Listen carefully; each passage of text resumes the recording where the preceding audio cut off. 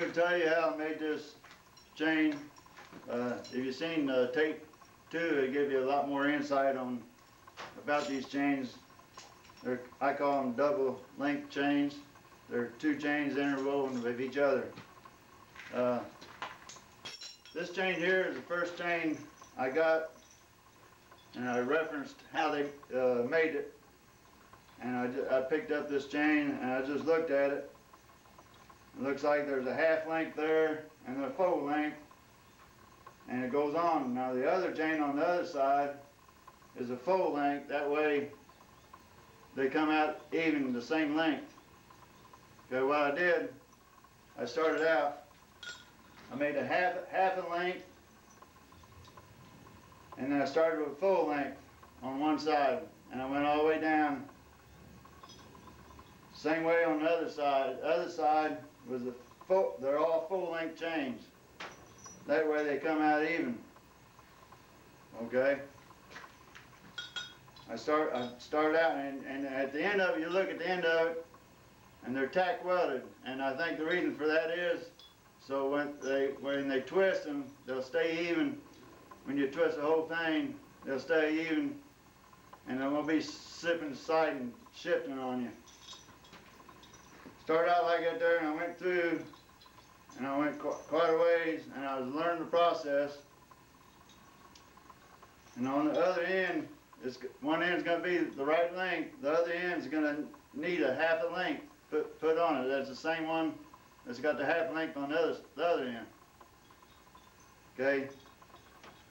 This here might vary according to how precise your lengths are. It might. This one here, this half length might not be the same length as the length of material used on this side. And you want these even, so when you twist them, you want them even, okay? Okay, I made the length of it, both of them up, and when I got down to the end, I found out I had to adjust this thing here and make it a little bit longer or shorter, whatever it was. And when I was tack welding together, it slipped on me, and so both lengths wasn't the same length, chain length, so I had trouble twisting it. This chain here is twisted pretty tight, and I did this one here the same way. This is the second chain I made. The first chain, I found out I didn't exactly replicate the way it was. I'm going to explain this now. This chain here, actually, if you really look, it's got an extra long length. It's 9.5 inches long, and it makes a double length. Once that's made, they're tacked together when you start making them. This will explain it more. It looks like this here. I made one of these up. In order to do this, I needed a jig that was about half the length. This here is the full length, and this is the half length. I made a jig up out of a piece of scrap steel. What I did, the 9.5 inch length, I heated it up. I put the length in there, and then I pulled it around and I bent it around, and I'll show you how I did it on a piece of paper here. Bring it all the way around. Then you got this loop here, half length, and then this here I forged welded the end of it. The lengths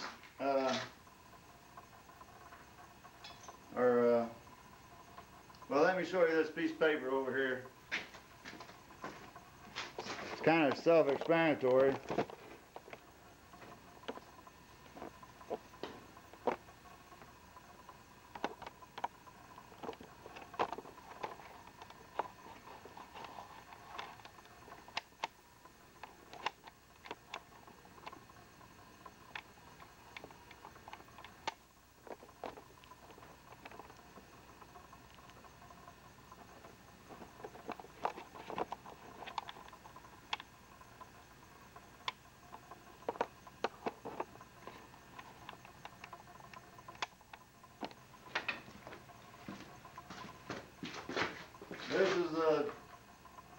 jig I made up, put it in a vise. I heated this length, this full length, 9.5 inches, a 1/4 inch round. Heated up, and I centered this on the center of it. This is all hot, and this went this way and this went this way and wrapped around. You go all the way around, and then you go back this way. And on this end, I scarfed the ends, bent them over, and I forge welded this. That's how it started out. After this is forge welded, if this is not exact, sometimes you get it off center some. You can center this up pretty well by doing it like I did. I had a taper rod and I put in here. This end's hot and this end's cold. I hit it that way. It went that way, and vice versa. The other way, this one end might be a little bit longer than the other. You have it supported underneath here, and you drive it back down, and you level these out, and you can actually shift this here. It takes a little practice and everything, but you can do it. And once that's centered and everything, then you tack weld the end of this here.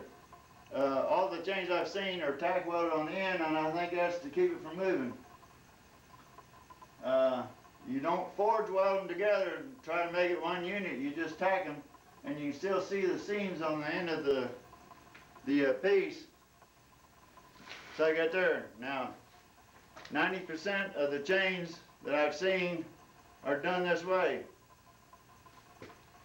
Just by looking at it a quick glance, you think it's a half a length and a full length on one side, and then all full lengths on the other side.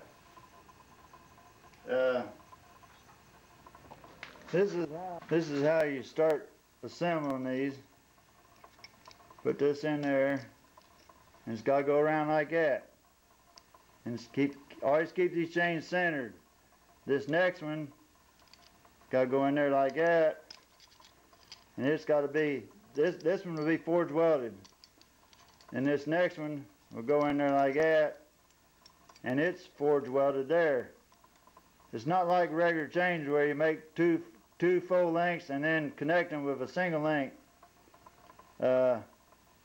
This is the best method I've seen how to do it. And when I usually make chain links, I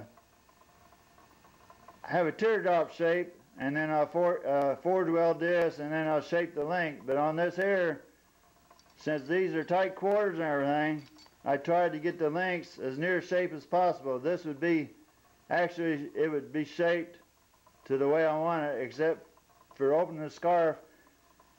For inserting, I'd get this hot. I'd match it up good the way I wanted it. I'd put this in the hot cut there and tap it down like this here, and spread this apart so I could assemble these. And all you got to do is just smash them back down. You need good fire management, and you got to pay attention. You can't get in a hurry. You got to pay attention to how you insert these, because you can get these all messed up awful easy. If I had this like this here, it ain't gonna be right.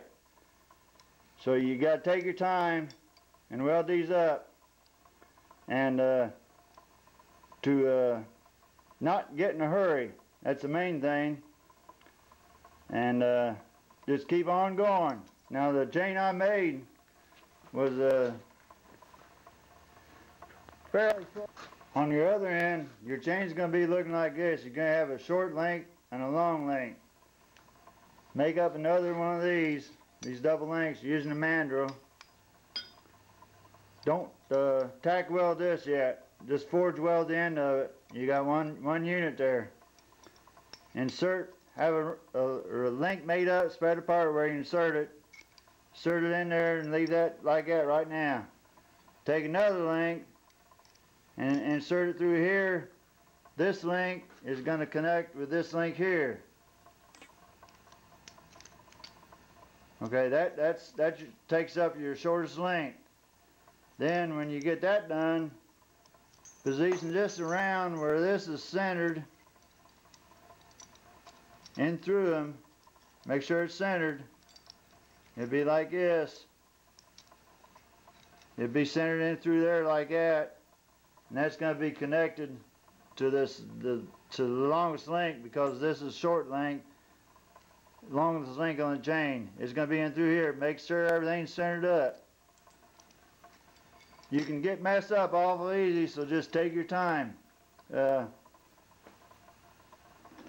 Remember, now after I got that together,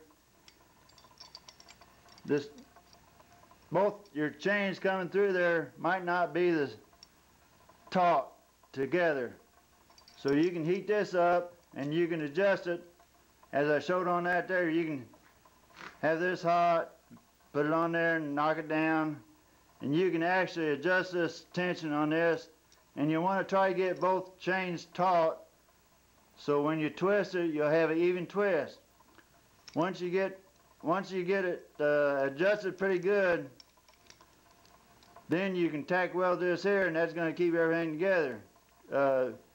I don't, you know, the only reason I figured why they tack welded them there, they actually forged welded, but I call it a tack weld. They just stick them together and it's going to look like it's here. Its looks are deceiving. You don't think they're together, but they are.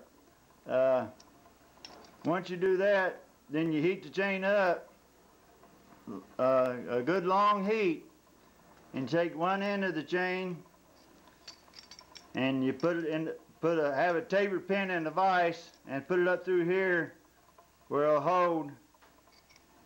It'll be on this end. It'll hold like that. Taper pin up like this here, and you gotta be quick.